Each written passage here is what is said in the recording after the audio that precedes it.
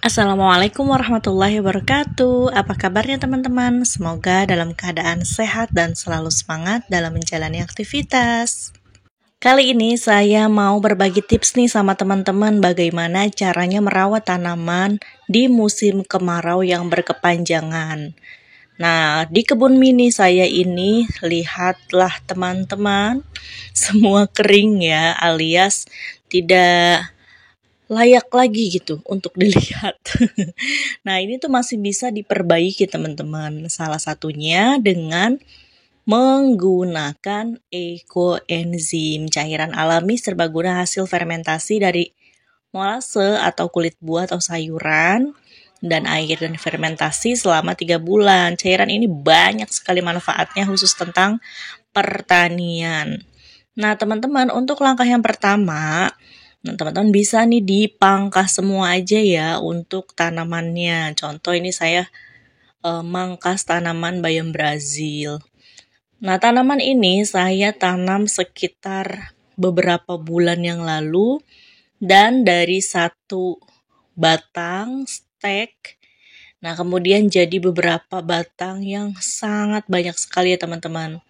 Memangkas bagian batang seperti ini agar mempermudah tunas-tunas baru tumbuh kembali teman-teman. Walaupun di dalam polybag ini pasti sudah sangat jelas akarnya penuh ya. Tapi karena ini belum begitu lama, jadi untuk media tanamnya tidak saya ganti dulu. Nah, ini teman-teman bisa manfaatkan lagi dari sisa-sisa pangkasannya karena kan bayam Brazil ditanamnya bisa teman-teman stek gitu saja ya atau direndam di air dulu seminggu atau 2 minggu itu hingga muncul akarnya kemudian baru pindah tanam. Nah, ini lumayan banyak banget ya teman-teman karena dari beberapa polybag. Nah, yang ini saya mau bersihkan dulu dari daun-daun kering atau daun-daun yang kuningnya.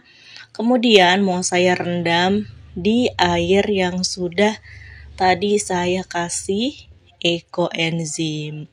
Manfaatnya untuk apa? Untuk kembali merangsang akar yang akan tumbuh di sela-sela batang sayuran ini ya teman-teman. Nah, ini tuh kering banget ya, waktu itu saya pergi dan ini tidak disiram sekitar 2 hari karena memang panas di sini tuh full teman-teman. Jadi dari pagi sampai sore gitu. Nah, ketika tidak disiram ya udah kayak yang mau mati gitu tanamannya ya.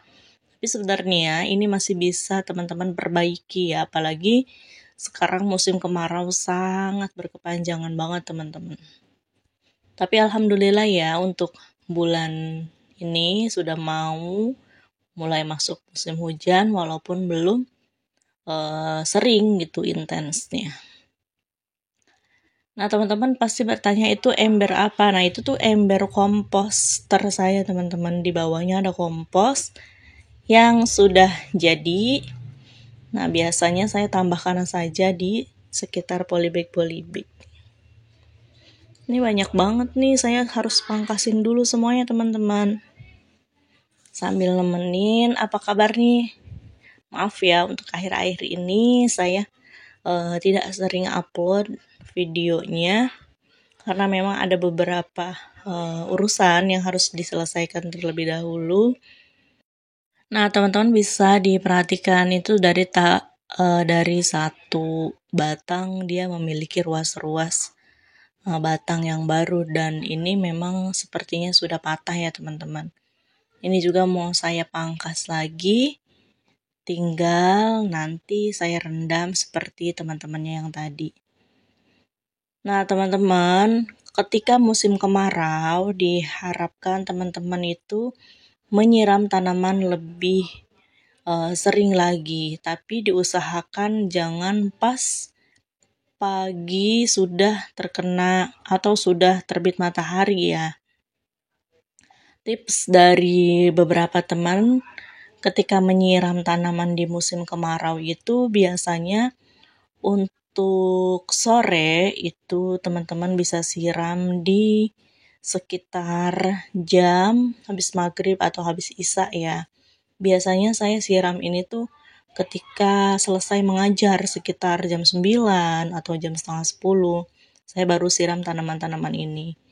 Nah, kemudian untuk paginya biasanya saya siram di habis subuh gitu sebelum matahari terbit. Jadi si airnya itu lebih menyerap dulu ke unsur haranya gitu, ke tanah ya. Kalau itu mah ya teman-teman ya.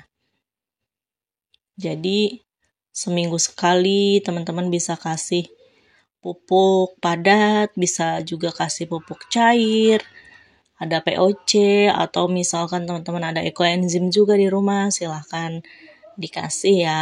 Kalau saya biasanya 1 minggu sekali gitu. Kalau media tanamnya sudah habis, teman-teman bisa tambahkan kompos. Sebenarnya untuk menanam itu kita pakai feeling aja sih.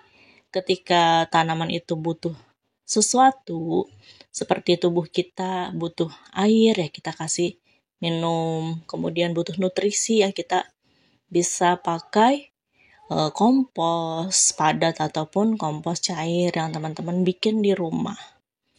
Untuk nutrisi, saya memanfaatkan sisa sampah dapur di rumah, dibikin sebagai apapun yang bermanfaat. Yang penting sampah organik di rumah itu tidak terbuang sia-sia teman-teman.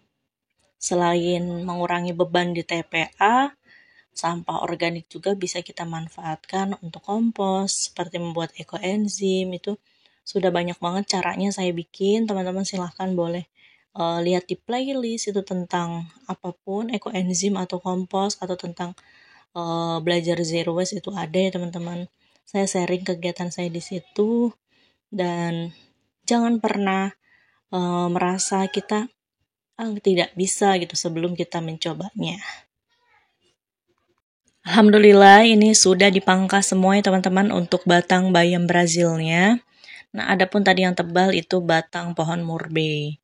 Ini beberapa hari kemudian saya rendam batang tanaman bayam Brazil di air yang waktu itu saya kasih ekoenzim agar lebih cepat merangsang akar-akarnya ya teman-teman di batang-batang tersebut. Nah, teman-teman bisa manfaatkan juga dari daun yang kemarin kering. Teman-teman bisa lihat lebih segar, lebih hijau. Jadi dia kembali segar ya teman-teman setelah direndam.